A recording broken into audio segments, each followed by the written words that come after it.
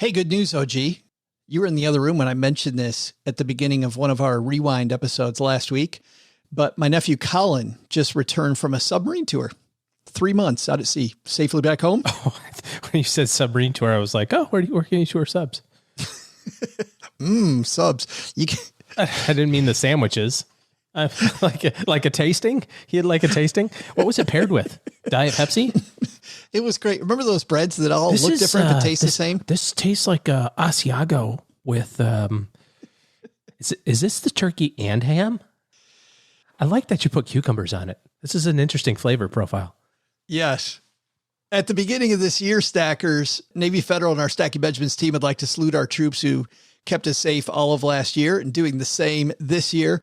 Go thank a service member, people, and thanks to Navy Federal for not only supporting our troops, but who support our troops, all hoping to not just keep you safe, but also hope to stack a few Benjamins himself. Thanks for all you do, troops. Hey,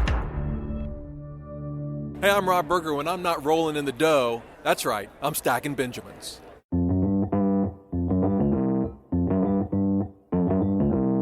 Live from Joe's mom's basement, it's the Stacking Benjamin Show.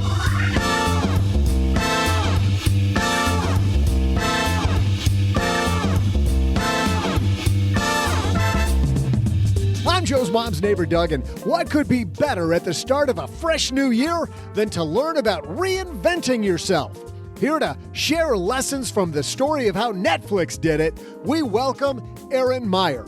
Plus, one billionaire handed over a cool $6 billion to charities last year. What can we learn about giving to charities from this Wonder Woman? Wow, I just made up that term, Wonder Woman. I wonder if it'll take off.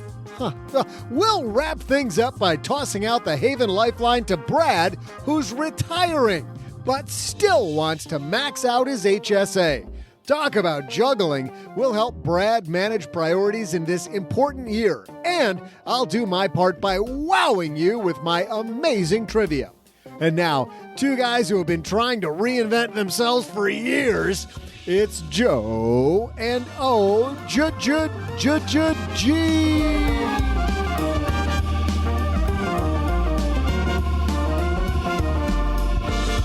And a happy Wednesday to you. Welcome back, Stackers, to the Stacking Benjamin Show. I'm Joe Saul-Sehy, Average Joe Money on Twitter, and across the card table from me, exhausted because he's working a full week for the first time in, well, has he ever actually worked a full week? It's Mr. OG. I'm exhausted because I'm on day 6. Keep me accountable. Stacking Benjamin's people. Day 6. Of? Well, it was meant to be day 6 of every day riding the Peloton.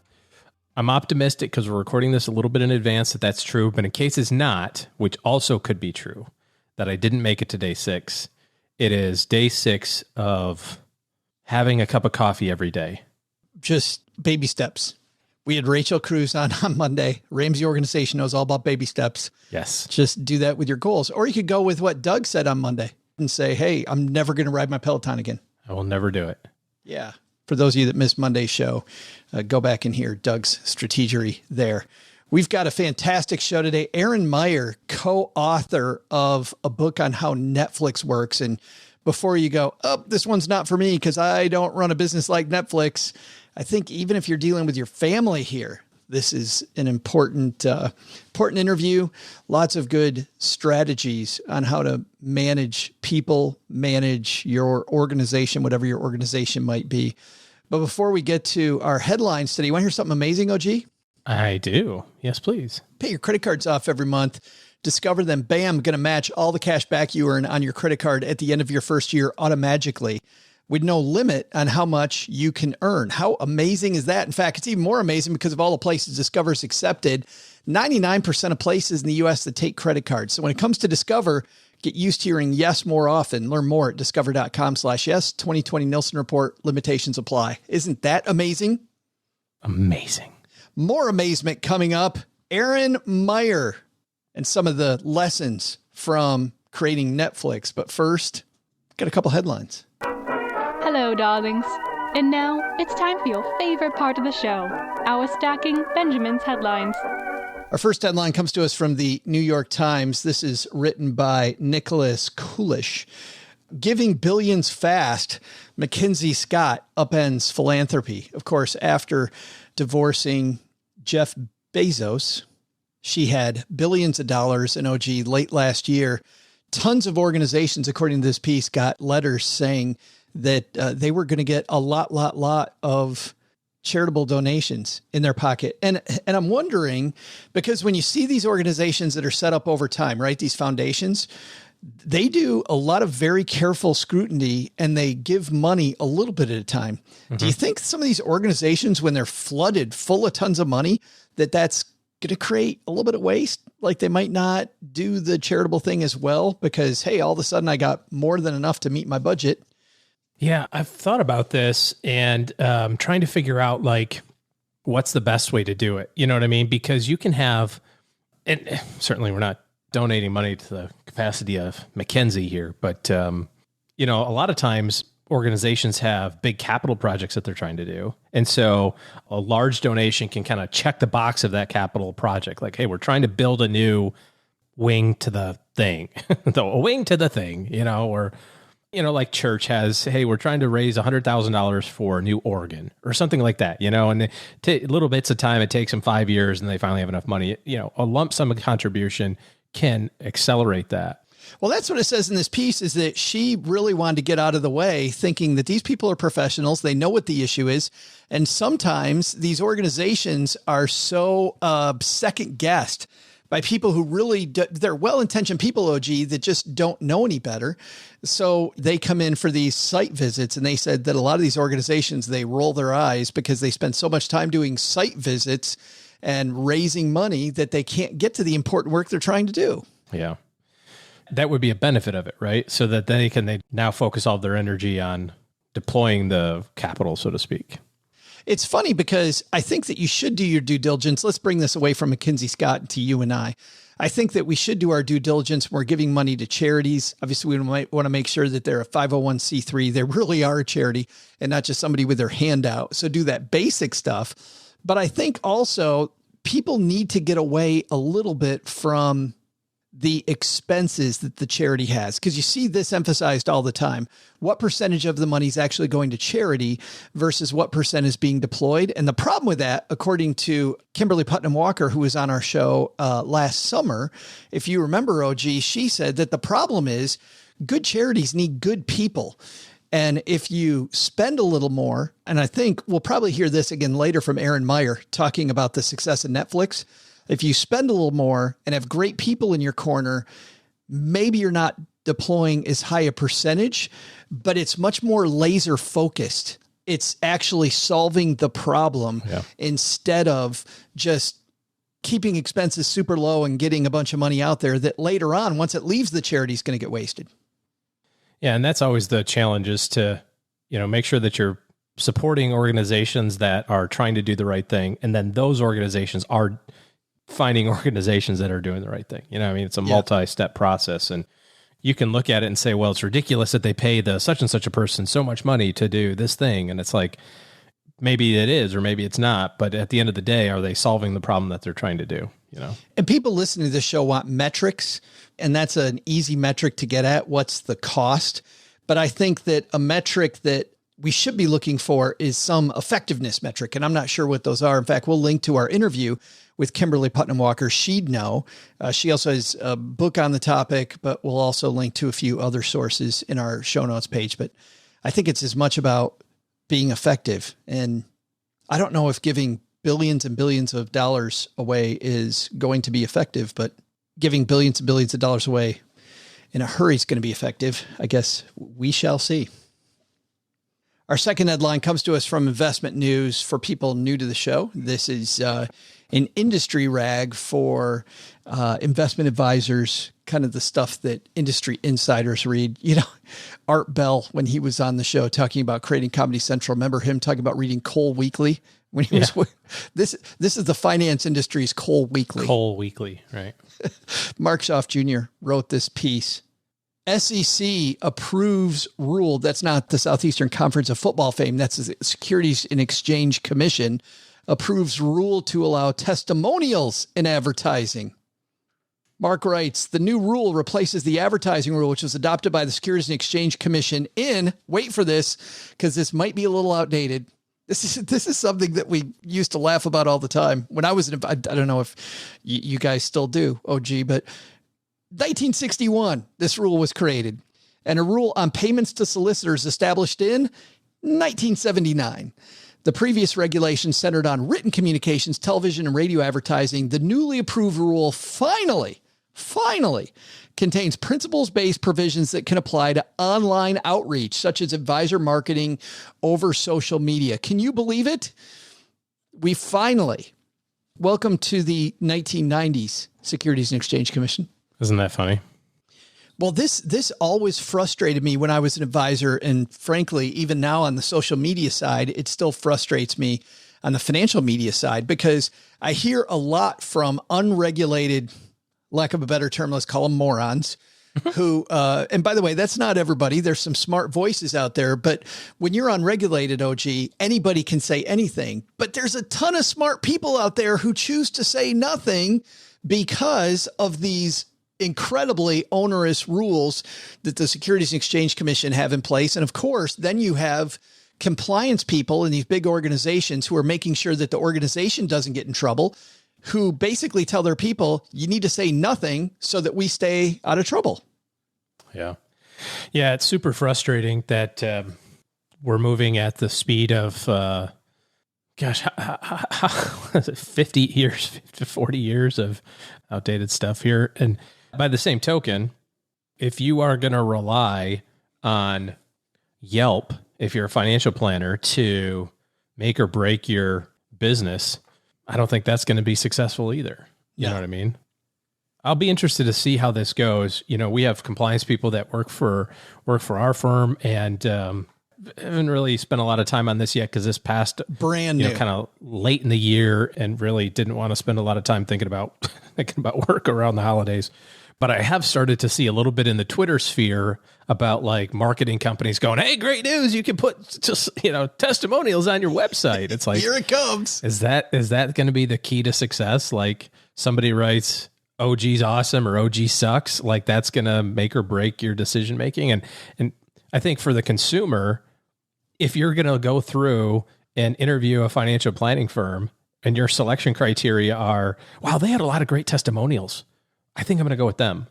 No, but when Angelo Poli at MetPro casually says, "I worked with Aaron Rodgers," yeah, goes a long way. And the fact that he can say that, and Aaron Rodgers is okay with him saying that, that says a lot to a bunch of people. Now, there are some rules here that Mark writes about. He says the final marketing rule allows testimonials, endorsements, performance advertising, and third-party ratings as long as they comply with anti-fraud protections and other conditions. That'll be interesting because you're going to see people flaunt these things, right? You're going to see some ugliness by people that don't read the full rule. So it is the ugly's coming. But for instance, he writes, an advertisement must disclose whether the person giving an endorsement or testimonial is a client or is being compensated.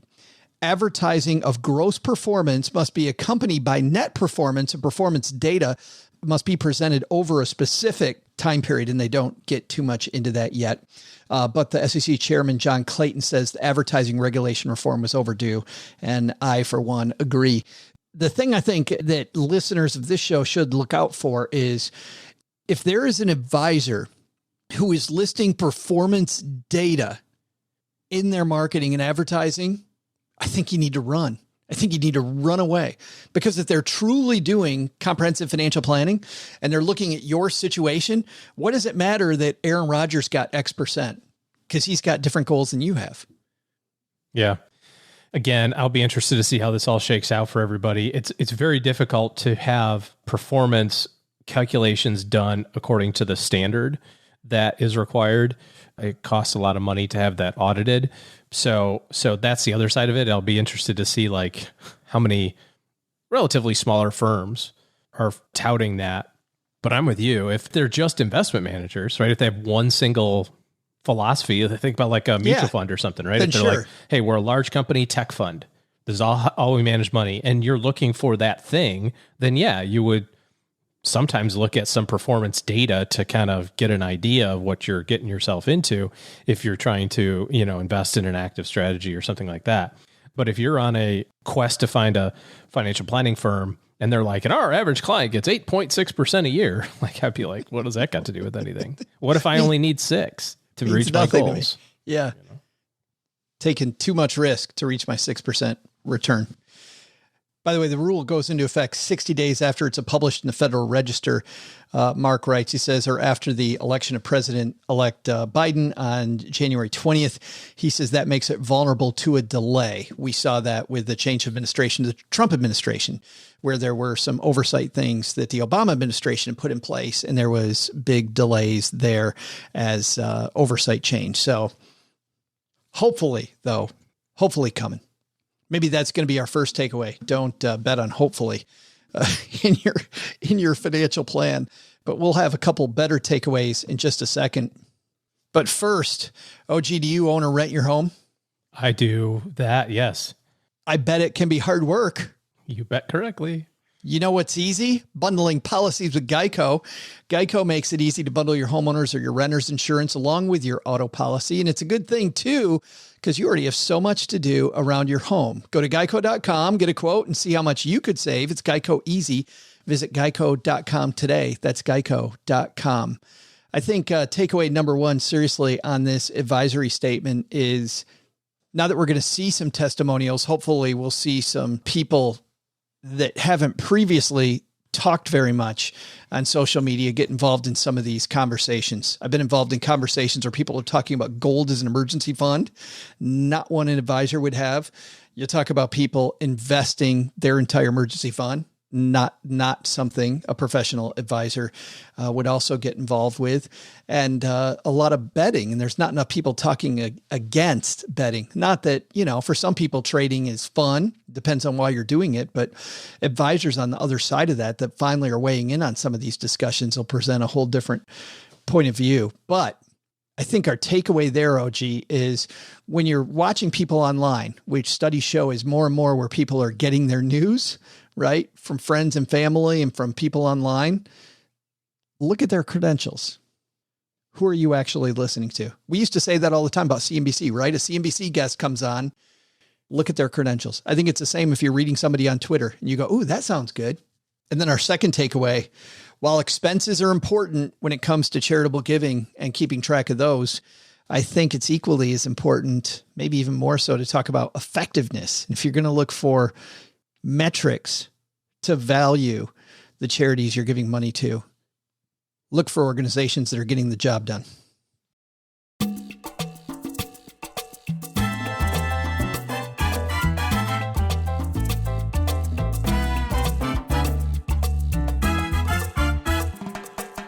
Well, I'm so happy today's guest agreed to talk to us because I'm so interested in how Netflix came to be and how they have managed after time and time again. How many times, OG, have you heard people say, oh, Netflix is dead now, like the Netflix killer is coming? Yeah, right around the corner.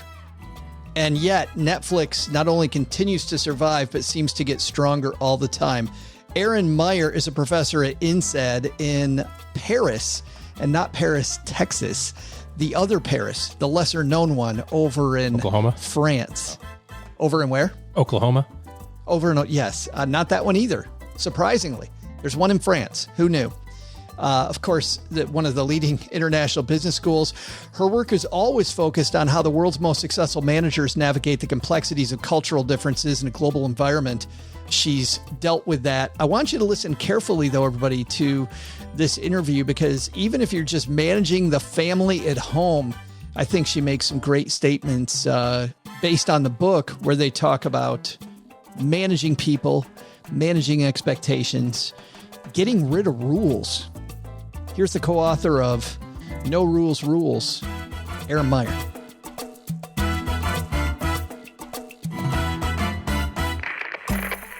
And on my dad's shortwave radio, it's my new friend, Erin Meyer. Erin, how are you? I'm great, Joe. Joining you from Paris this evening. It's starting to get dark outside. Nice to be here with you. I want to go to Paris right now, Erin. I think it's COVID, right? That I just want to go anywhere. But Paris is my favorite city on earth. How long have you lived there?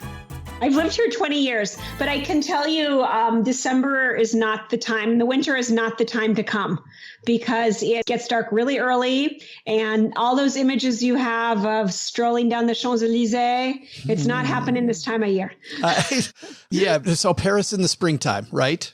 That's right. That's better. When you and Reed started working on this project together, I love the opening of the book, Erin, where you say this whole Netflix culture thing. I don't know how any of this works. Like you read the culture deck, which a lot of our fans have also read, and you said you didn't really like it. Why didn't you like it? Yeah, well, it's pretty startling, right? So, I mean, that's the set for the listeners who don't know, this set of slides that Reed released on the internet a bunch of years ago. They've been read like 20 million times now. And one of the slides says, at Netflix, adequate performance gets a generous severance. I think some people have some ethical issues when they hear that, but that wasn't so much what was going on for me. It's just that at INSEAD, where I teach, the business school I teach at here in France, we're all talking about psychological safety in the workforce. So if you want to create an environment that's really innovative, you need to have a psychologically safe work environment. And I just couldn't figure out how a company that was innovative like Netflix was could be focusing not on psychological safety, but saying things like adequate performance gets a generous severance. So that was pretty puzzling. And then there are other weird things in that deck too, right? It says things like our vacation policy at Netflix is take some. And our travel and expense policy at Netflix is act in Netflix's best interest. And, I thought those principles sounded fine, but I couldn't figure out how, like in a real company with more than 15 people, they could actually use those principles successfully. So I was really puzzled to figure out how that would work in a real company. So Reed gave you then, I'm imagining, carte blanche to just go talk to people inside the company, because you wrote that you interviewed 200 Netflix employees, past and present. Yeah, that's right. So I interviewed a couple of hundred people who were in Netflix currently or had been. We worked in offices around the world. And then I spent a lot of time with Reed himself trying to figure out how this actually worked in a company, and also mostly trying to figure out what were the lessons that I could take that I could pass on to other people, just for things they could do, was someone leading a little team that they want to get more innovation out of, things they could do in order to get that to happen. Were there any of those interviews, Erin, that really surprised you? Oh, well, what surprised me the most is how candid people were with me. I mean, when I got started, I was like, is this even going to be a useful exercise? Because everybody knows that I'm writing a book with their CEO. Right. So like they sign up to come into an interview, and he asked them, he said, be candid with Erin the way we are with one another. And I was like, okay, we'll see how that works. Yeah, right. Here we go. But I actually found that people were extraordinarily candid. And, they love people would sometimes people would, cry. They told me stories about the politics in their department. And then they talked endlessly and passionately about the freedom that they had at Netflix to make big decisions and do things they believed in. So, yeah, I saw a little bit of everything, but that freedom was everywhere. Something that surprised me as I was reading through the pages was Reed's openness and honesty about his past mistakes. How many of those past mistakes kind of have fueled the culture at Netflix today? Well, so he loves to talk about his first company, which was his Damascus Road experience. I mean, how he everything he learned about how to run a company was from the failure at PureSoft. So Pure Software was his first company. That was a small entrepreneurial company to start out in Silicon Valley. And we could say that people were just in the company running like fast and loose, right? So there were no rules or process. They were all just doing the best they could to to make good decisions for the organization. But then, like any company, the company started to grow to a couple hundred people, to a couple thousand people. And as it grew, of course, some people took advantage of the freedom. Some people did stupid things. And as that happened, Reed started to put rules and process in place. For example, there was this guy named Jim who used to fly every week from San Francisco to LA. And because there was no travel policy, he thought, well, I'll just fly first class every week, right? And when Reed found out, he was really frustrated. So he put in place a detailed travel policy, right? There was this woman named Charlotte, and she used to bring her dog to work every day. There was no policy saying she couldn't, but the dog chewed a big hole in the carpet one day. So Reed started putting together an employee handbook, right? And one of the rules in that handbook was no dogs at work. But these all seem to make so much sense, though, right? I mean, it sounds like you have to. That's what you should do. Well, of course, and almost all companies are built on the idea that once people start to take advantage of the freedom around them, that we need to set in place processes in order to reduce error. That's what Reed did. But then he also found that something happened, which is that when the company was really small, it had been super innovative. But as he put in place these rules and processes, the most mavericky, kind of like crazy thinkers, they started to leave the company because really mavericky creative people, they want to work at places they can run free. And then the company stopped innovating. The other thing that happened was that the people in the company who were really good at following the rules and process, they were promoted into senior management positions, and they were not the most flexible people. So when the environment shifted from C++ to Java, they weren't really flexible, and the organization was not able to shift with it. So he had to sell the company. So in any case, it was because of that, let's say, overriding mistake that Reed opened up Netflix with these two overarching ideas. One is employee freedom breeds innovation. And the second was process kills flexibility. So then he thought, with this new company, even as it grew, he was going to keep rules and process as low as possible. Which sounds awesome. But I can just imagine as Netflix grew, like keeping that pace and that openness has got to be a hard thing, Erin. Yeah, well, that's the first thing. It's like, Reed says it like he's buttering his toast, right? Oh, we just give people freedom. Everyone can sign off on multi-million-dollar decisions. But you think, well, in real life, how does that play out, right? But the deal is that there are a number of elements in the ecosystem that allow this freedom to be possible.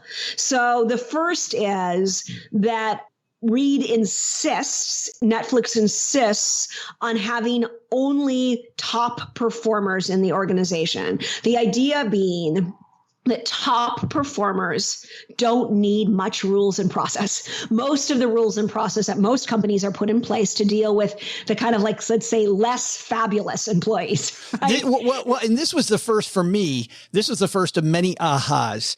And the big aha, I think, that I would love to hear you tell this story, Erin, is they went through this painful period, right, where they had to let a bunch of people go. And yet, and this was mind bending for me, that ended up being this huge aha moment for Reed. Yeah, that's right. So when Reed started Netflix, he wanted to give his employees freedom and he wanted to build up high-performing teams. But he also thought that the reality of any business was that every team would have some okay players and some excellent ones. I mean, if they were really poor performers, clearly he fired them. And then in 2001, Netflix had grown to 120 employees and the environment around the office was okay. And the company was doing fine. But then financial crisis hit and Reed found out he was going to have to fire 1/3 of his employees or close the company. And he really dreaded that, right? Because he thought, gosh, first of all, those 120 employees were busy. Yeah. So if he fired 40 of them, then the other 80 were going to have to work like crazy. And that was going to make them bitter. And the whole thing was going to be horrible. In any case, he didn't have a choice, so he laid off those 40 employees. People cried and slammed doors and, shrieked, just like you expect. But within several weeks, something really strange happened, which was that the employees that he'd kept were suddenly accomplishing everything. So the 80 employees were suddenly accomplishing everything that the 120 employees had been accomplishing before them. But better than that, it now seemed that the environment around the workplace had just improved dramatically. It was like suddenly everybody in that office was madly in love with their work. So, trying to think it over, like, why did this happen? Reed came to the conclusion that this happened because the people he had kept in the company were really the star performers. And for a star performer, a great workplace is not a sushi lunch, right? A great workplace is being surrounded by other stunning colleagues. So that was his goal moving forward, to do anything necessary to make sure that his organization was staffed with only high performers. You reference a study about how, because I thought, well, surely, Erin, you could have one or two people that are mediocre and you'll be fine. But you reference a study that where you say, no, that's not the case. In all of your study of culture, there have been studies done where you put just one or two mediocre apples in there. It taints the whole bunch. Yeah, there's this fascinating study that's conducted by this professor named William Phelps, and he invited 4 MBA students into his lab at a time. He gave them a 45-minute task, and he rewarded them financially based on how well that they did. And unbeknownst to them, on 50% of the group, there was an interloper. So the interloper was this actor named Nick. And Nick had been hired to act like a regular MBA student, but to behave in a way that was a little bit unamazing. Like sometimes he would act bored and text his mother and put his feet up on the table. Sometimes he would act kind of jerky by saying things to the other MBA students like, have you even ever attended a business school class before? And what's amazing is that on team after team, what Professor Phelps proved is that those teams with Nick on them, they performed at a 45% worse rate. That's so amazing. And even more interesting than that is that the 3 excellent MBA students, they start to behave like Nick in just 45 minutes. So when he's bored, when he's acting like this bored pessimist, after about, 20, 30 minutes, the other MBA students on the team also start acting bored, saying things like, what's even the point of this exercise, right? And when he acts like a jerk, others on the team start acting jerky too, and not just to him, but to one another. So I think a lot of managers think an individual performance problem is an individual problem. So if I leave that person on the team, that's just about me and him.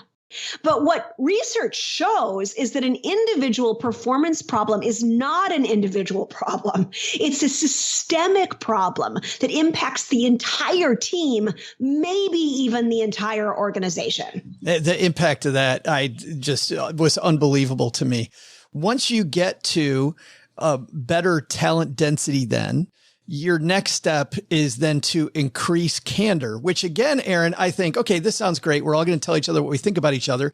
And before we know it, everybody hates each other at work, right? We're commenting on every little thing. This also sounds backward. Yeah, well, I have to tell you, I really hated that when I started doing the work there. And I hated it because they were giving feedback to me. Oh, wow. I mean, I had this one situation and it just kind of, I think, shows how candor works. I was giving a presentation at a leadership conference for Netflix. There were 500 people in the audience. And at one point I gave them a small group exercise and I came down from the stage to meander around, right? And as I was meandering, I saw one woman in one group and she was talking in this really animated way. And when she saw me, she gestured me over. So I came over and she said, Erin, I just need to give you some feedback. The way that you are facilitating the discussion from stage, it's really undermining your point because you're talking about cultural diversity, but then you're asking for volunteers and it's only the Americans who are volunteering. Please find a way to fix this because I really want to make sure that your presentation succeeds. Right? And I thought, you are telling me this now, right in the middle of my presentation? Never before, right? But immediately I thought, well, of course she's right. And it hadn't occurred to me. I had 2.5 minutes before going on to stage. I kind of went into this deep meditative state. And after 2.5 minutes, I had a better method. I came back onto stage and I facilitated in a way that I got all of the cultures speaking. And that's just such an example of what happens with feedback, which is that if feedback is given with the purpose to help the person that you're giving it, it's actionable, right, that you're giving it, then it doesn't always feel comfortable. And a lot of people initially think, oh gosh, really? But it can really help a lot. I mean, that woman, she saved my presentation. That's for sure. I just can't believe she told you that in front of everybody. That's still the part that gets me. I'm like, hey, couldn't we have gone to the back of the room and done this? But in their culture, I suppose that doesn't matter. Oh, and she couldn't have, because we didn't have time, right? Oh, yeah, right, I mean, right. I was going back on stage in 3 minutes. And of course, in any other company, any person would say, well, obviously it would be inappropriate for me to give her that feedback now. So I'll just let her continue to ruin her presentation. Well, and you talk about that with all your work on culture, Erin, not just with Netflix, but in all of your work. I mean, and you make this point. How many times have you sat through a meeting and you go, I should really tell them this thing, but I won't. Or, man, I should probably give them this feedback because I really don't think this initiative is going to work. And how much worse off is the company, the organization, the family, whatever it is, because you didn't speak up? Of course, we don't like feedback as animals because of the amygdala. As human animals, right? So the amygdala is, of course, the most primitive part of your brain. And one of the things that the amygdala is very concerned with is finding safety in groups. So the amygdala is really worried that you are going to be kicked out of the tribe, right? So when someone gives you feedback about what you didn't do well, your amygdala starts screaming, right? Sending out an alarm. And often it puts us into fight or flight. Fight, we defend ourselves. No, it's not true. I didn't do it. Right? Yeah. Problem's not me, it's you. Right? Or we flight. We think, well, I'm never going to talk to that guy again. Right? But the amygdala should not be running our companies today because we need that feedback. There's one piece of research that shows that 72% of people in companies wish they could get more feedback and think they could do a better job if they received it. So at Netflix, they've tried to put in place, they have successfully put in place these methods for getting the feedback out there, despite the amygdala. How do you do that? Right. So they have a couple of things. I mean, one is just putting feedback on the agenda, right? So as you said a moment ago, like you might say, oh, that guy in that meeting, he talked so much that the client never had an opportunity to speak. Am I going to tell him? I mean, I know if I told him it would help the company and the team and probably even him, but he didn't ask me for feedback, and he might like me less if I tell him. So I'll just stay quiet, right? But at Netflix, they frequently put feedback on the agenda. So like maybe I meet with that guy once a month, and the last item or the first item on the agenda is always feedback. He gives me some feedback about how I can improve my performance, and I give him some feedback. So the mechanism assures that I have a clear moment to tell him what he can do better. And then they have the crazy one, Joe, which is these 360 feedback dinners where they get together in the evening, maybe once a year as a team, and they go around the table one by one. Like if I'm up first, I'm on the hot seat. Everybody at the table gives me some feedback about what I could do better. Right? And when I first heard that, I thought, well, what's the point, right? Why can't you just tell me, in the corner with the door closed? Yeah, Why right. Tell me in front of everybody, right? What a horrible embarrassment. But I saw that it's actually this incredible mechanism, because what happens is that we get rid of then kind of all the gossiping and whispering behind one another's back. And we all know, oh, you know what? Cheryl's working on getting better at this. And, Jackson's going to try to speak less in meetings. And Jenny's going to try to do a better job with her presentations or whatever, right? And it also creates a mechanism where I can see, that one piece of feedback from Patrice, that really was only from him. No one else agreed with it. But that other feedback, it came from everybody on the team. So I can really see what I need to work on based on the whole team, not just one individual. It's actually a great trigger for improving performance. This has to be modeled, though, very carefully, I would think, Erin, from the top down. Like if the boss doesn't model this, it goes nowhere. Oh, that's right. So first of all, let me say, big rule at Netflix, no brilliant jerks. No. If you have jerks on your team, don't do the 360 dinner. Right? Okay. It ends in a food fight. Is that what you're saying?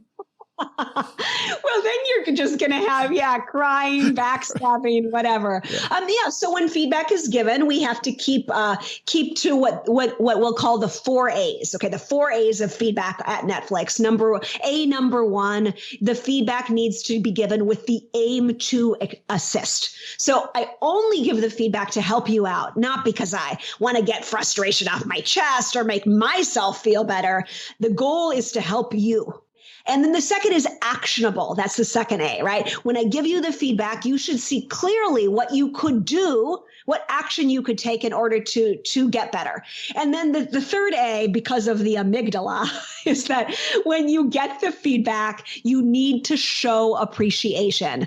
Thank you. I really appreciate you giving me that feedback. And then the fourth A is accept or discard. Just because you get a lot of feedback doesn't mean you have to be acting on it all the time. Some of those things you might think, you know what, I hear you, but I'm not going to do it. Right? Yeah, right. And if you get those things going, I think it actually can be very useful. I've started doing those live 360s with my own team, and I found them to be really, really helpful. I was thinking, and as our team here at in the basement hears this, I can already hear Mom and neighbor Doug groaning as we're gonna start doing that ourselves. But I think it sounds incredibly helpful. And you know what? Afterwards, I'm always so appreciative that somebody told me what they really thought. And, like you said earlier, when we're all going ahead faster, it's exciting to be part of something that's moving, something that's an exciting place to work. You also then you go into, now that you have great talent density and you have candor, now you can start removing controls. This also confused me. How the heck do you get people to take vacation when there's no vacation policy? It seems to me that if there were no vacation policy, Erin, nobody would take a vacation, because now I can point at the person next to me and say, I'm working way harder than they are, so I deserve a raise quicker. I deserve a promotion quicker. That seems like that'd be tough too. Yeah. So when you get rid of policies, of course, there's always a lot of worries. And the one about getting rid of a vacation policy, well, there's two parts, right? One would be that either, like if you're the entrepreneur who's leading the company, either you worry that nobody's going to take vacation, or you worry that everybody's going to take vacation. Nobody's going to work, right? No one's going to come to work anymore, right? They start taking 6-8 months off, right? So here's where they say at Netflix, lead with context, not control. And the idea is that we don't tell employees how much time they can take off. Everyone should do what they feel is best for them and their jobs. But the boss has to be setting clear context by taking a lot of vacation herself, and by talking about when is a good time to take vacation throughout the year. It doesn't mean that there's just a free for all. Of course, in the absence of policies, we look around us to see what our colleagues are doing, and we try to do the same. So Reed himself, he takes 6 weeks of vacation a year. And I've never met a CEO who talks so much about his vacation. And I saw that Reed does that because he wants everybody to see, look, I'm taking 6 weeks of vacation and you should do that also. So it trickles down. And I do think we can see that with all elements of, let's say, leading without controls, that you need to be setting a good example. These are just the first 3 dominoes of many, many dominoes. I was fascinated the entire book as you and Reed, Erin, go through these things that seem like contradictions and a paradox. And then as you explain it, we get back to the way that you started at the beginning of this discussion, where Patty and Reed looked at you and said, it's common sense. I mean, as I worked through the chapters, I thought, well, yeah, this is common sense. The book is called No Rules, Rules, available everywhere, I assume. You can get it everywhere. Yep. It's in 25 languages, should be at any store near you. Well, thank you so much for spending time with us talking about culture and about Netflix. And it was very helpful. Thanks, Joe. I really enjoyed it. Hope to see you face to face next time. Deal. Hey, trivia fans. I'm Joe's mom's neighbor, Doug. And all this talk about reinventing yourself has got me really just wanting to Netflix and chill. The issue is, now that I've decided what I want to watch, now I need to wait until that disc comes in the mail. Talk about inconvenient. If only Netflix had a way to bring this to my TV like instantly. I bet that'd be a hit. Well, since we're talking about Netflix and chill, here's a question. What are the most popular shows on Netflix right now? Can you name any of the top 5 Netflix original shows in 2020? I'll be back with your answer faster than you can binge this podcast. One thing that always decreases the stress of life, and especially during the pandemic year, is having a pet around. Having Cooper the cat around here always gives us some levity. In fact, we were playing this game of hide and seek earlier with Cooper, and the fact that my cat loves hide and go seek is amazing. The fact that OG gets into a game of hide and seek, even more amazing. With the cat. I like hide and seek with the cat. Cat always wins. The cat always wins. Always seems to find you.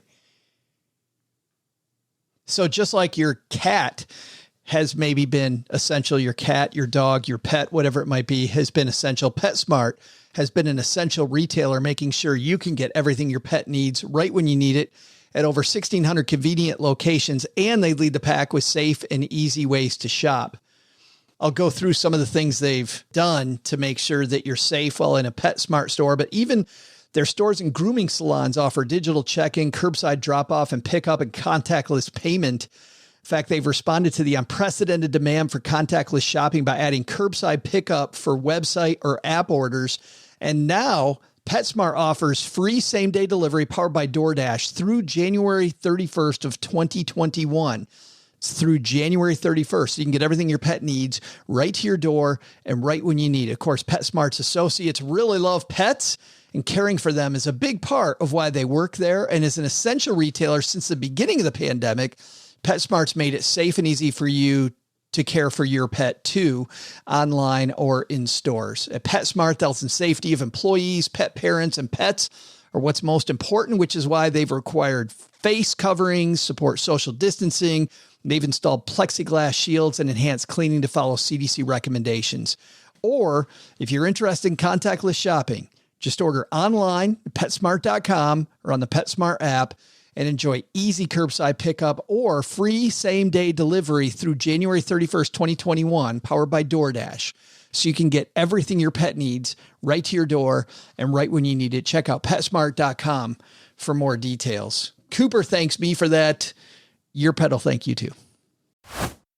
If you're an active duty service member like my nephew, a veteran like my dad, like Mr. OG sitting across the card table from me here, a DOD civilian, military family member, that would be me. You could join Navy Federal. That means if you've served in any branch of the military, you can join Navy Federal Credit Union. On average, Navy Federal members, listen to this stat, OG, earn and save $3,611 more per year. You could pay no fees, get low rates and rate discounts, plus earn cash back and grow your savings. Have a large credit card balance after the holidays? Let Navy Federal Credit Union help you rebalance your priorities. Make a plan to do away with high-interest credit card debt by transferring your balance to a Navy Federal credit card. With a low intro APR and no balance transfer fees, you can pick the right card to help you take back control. Visit NavyFederal.org. That's .org. Navy Federal Credit Union, our members are the mission. Insured by NCUA. Dollar value of Navy Federal's 2019 member giveback study, 25.9-9 to 18% variable APRs based on product type and creditworthiness, up to $1 cash advance transaction fee at non-Navy Federal ATMs.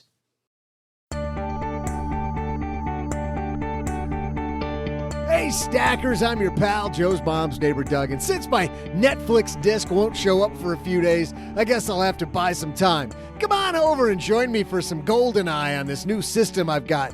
It's amazing. It's called Nintendo 64. The graphics are unbelievable. It'll blow your mind. Or maybe this amazing game called Duck Hunt. Before I go set up some games for us, let's get back to our trivia challenge. Question was, can you name any of the top 5 most viewed Netflix original shows from 2020? Well, here we go. At 5, with 48 M views, it's Ratched. At number 4, with 51 M views, it's Too Hot to Handle. Sounds like me on the dance floor, after COVID. At number 3, with 62 M views, it's The Queen's Gambit. And what are all these M's after the numbers? That's weird. Well, at number 2, with 64 M views, it's Tiger King. And coming in at the big number 1, the top Netflix original in 2020 with 65 M views is Money Heist Season 4. Season 4! Imagine waiting for all of those discs. And now that I've given you plenty to do, time to roll out some games for myself. See ya!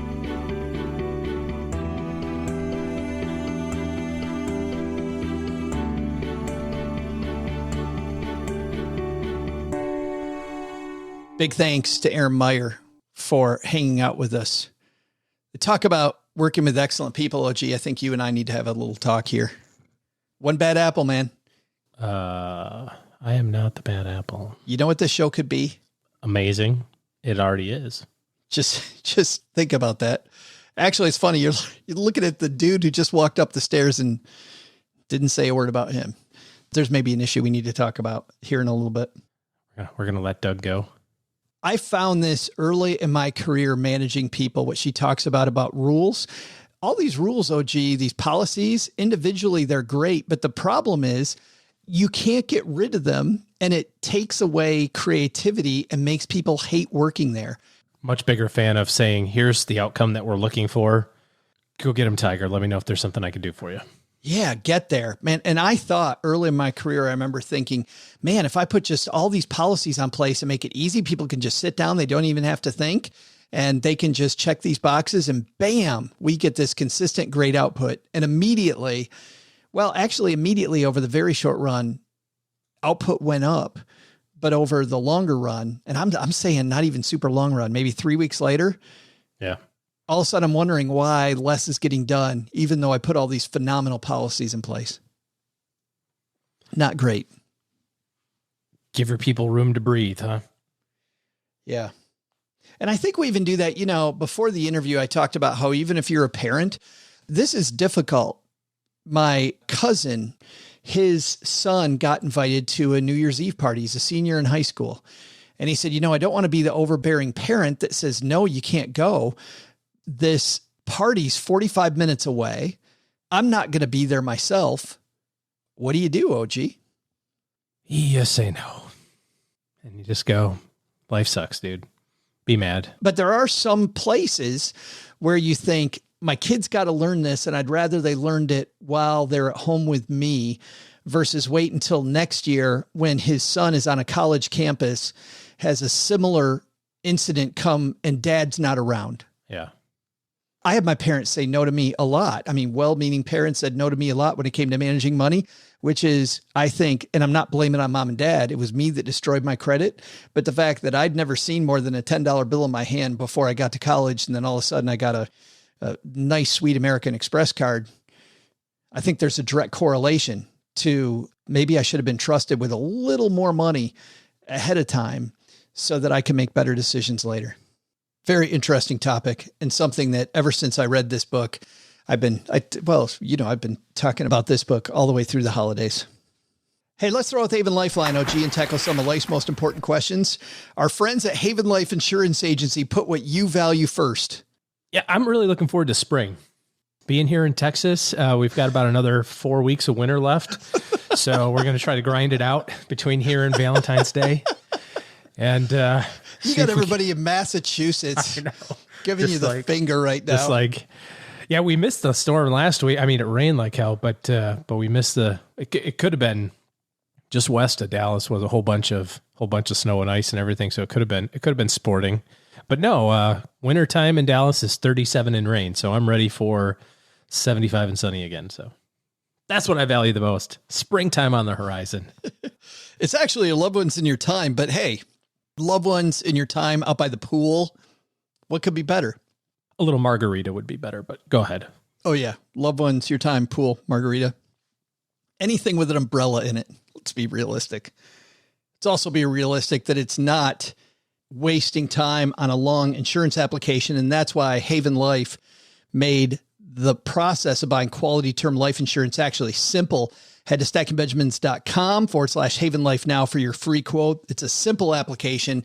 You get an instant coverage decision. You get it taken care of, go about your business, and affordable prices. And of course, backed by a 160-year-old company, because you want to make sure the coverage is there when you need it. We talked about HSAs and FSAs on Monday. Let's keep the string going. Say hi to Brad. Say hi, Brad. Gentlemen, this is Brad in Lexington, Kentucky, and I would like to announce that around March of this year, I will be retiring. Yes, I'm pretty happy. Thank you. Yep. Thank you. Quiet.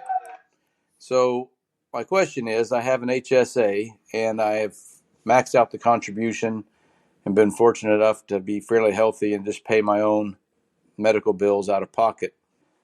And I would like to, again this year, maximize my contribution, but do so early with the first few paychecks, as I will not have an HSA through the health insurance broker after retirement, and just want to make sure there are no ramifications for not having the account throughout the entire year. Appreciate any input that you may or may not have, and I'll be sure to get a second opinion since we don't learn things here. Have a great holiday. Thanks for the question, Brad, and congratulations on retiring this year. Also, congratulations on having the family behind you there cheering you on as you call us. So good stuff all around. It's an exciting time for Brad, OG, but it's also a time when he might step in it with the HSA. Tell us the rules, wise man. It's 100% prorated. So if he retires in March, let's say it's a $7,200 family contribution, he can only put in the prorated portion. That's right.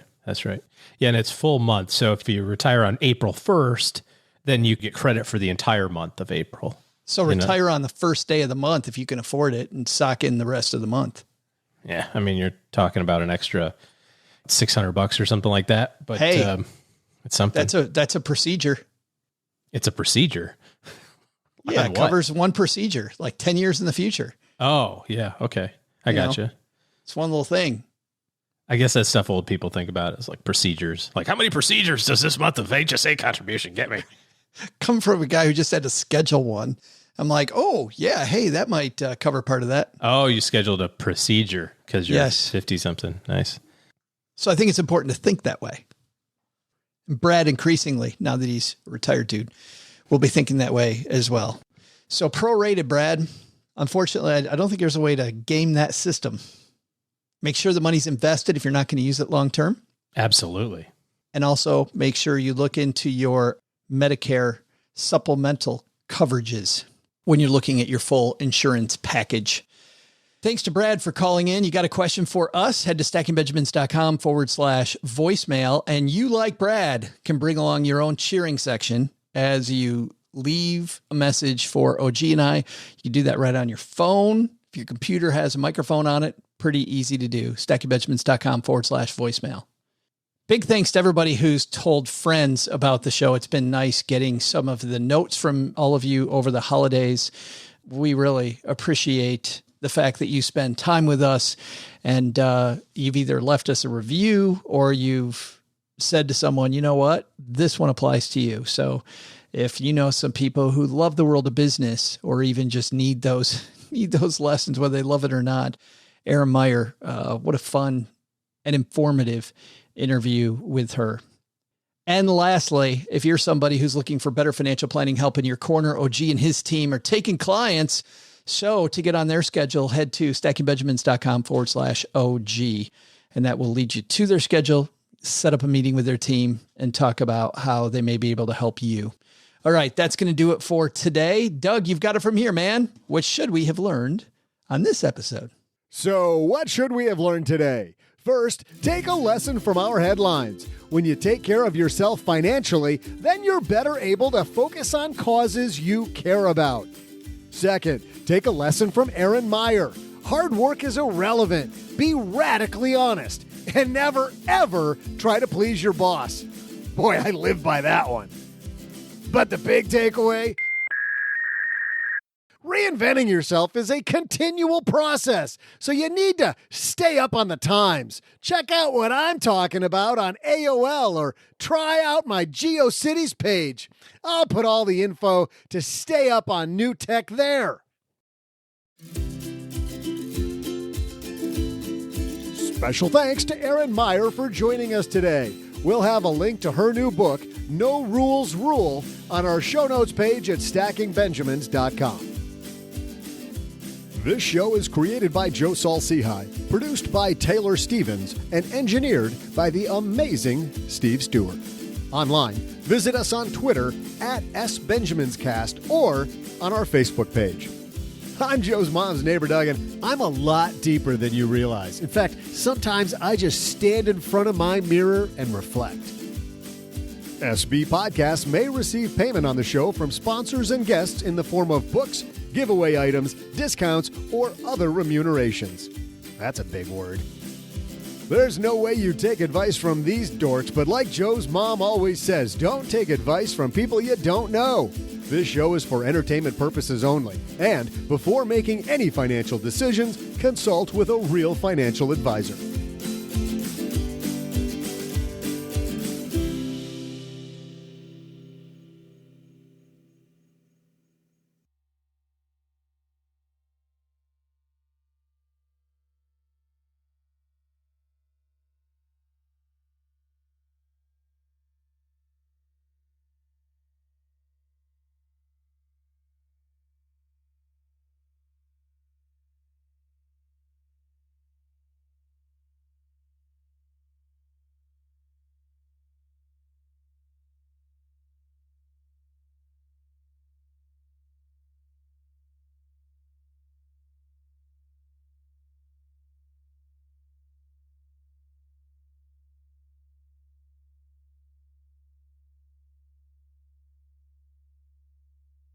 I mentioned that I've seen a lot of movies lately.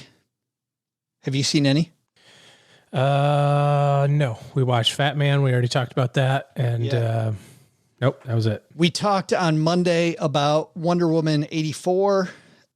And after that experience, which you can hear on Monday's show, I hope for better from this one. This is Pixar's new film released on Disney Plus called Soul. What is this place? What's your name, honey? I'm Joe. I teach middle school band. Got it, go for it! Today started out as the best day of my life. Back here tonight, first show's at 7. Yes! Woohoo! You know what that's gonna say? Joe Gardner. I did it, I got the gig. Must have been sudden for you. Wow! Oh my God!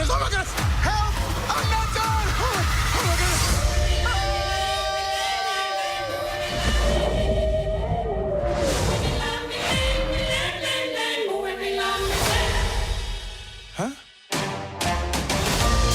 Is this heaven? No, it's the great before. This is where new souls get their personalities, quirks, and interests before they go to Earth. Meet 22. I don't want to go to Earth. Stop fighting this. I don't want to. Okay, look, I already know everything about Earth, and I don't want anything to do with it. You're missing out on the joys of life, like pizza. I can't smell. We can't taste either? All that stuff is in your body. No smell, no taste. Or touch. See?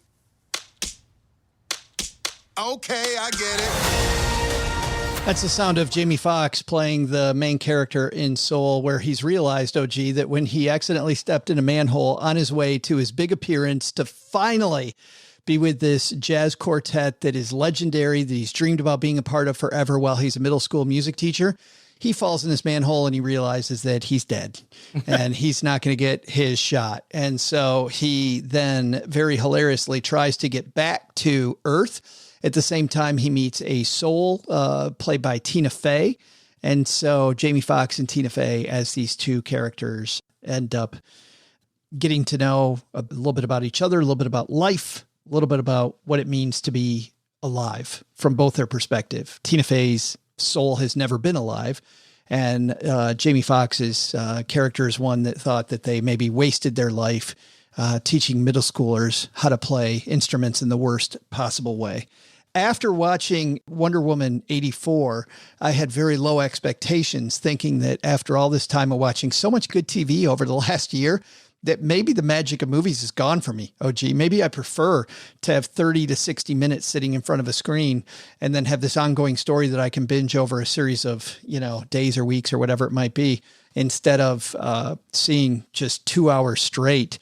Because, man, with Wonder Woman, that 2 hours straight felt like 16 hours watching that movie.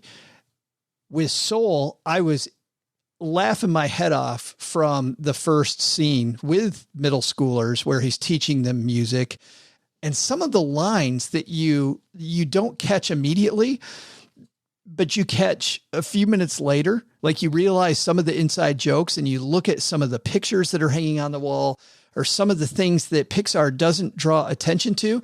This is a movie very much for grownups. Being a kid, these are some heady topics. The idea of dying, right?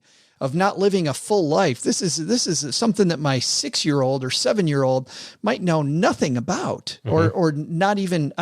Frankly, I don't even know if this is a movie for kids, but for adults, for 52-year-old adults like me, this is a hell of a movie. I absolutely love this film. I thought, and usually, as you know, I'll see between 40 and 70 movies a year, depending on the year. This year, I maybe saw 5. So obviously, what's that old Eddie Murphy joke?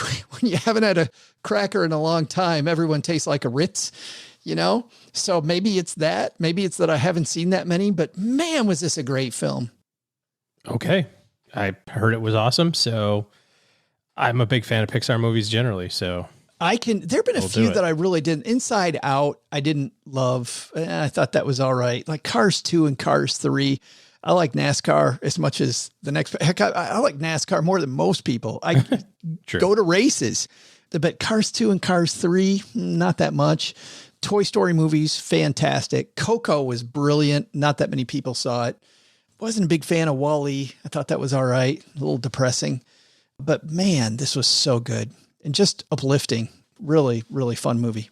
Big thumb up for Disney Pixar's Soul.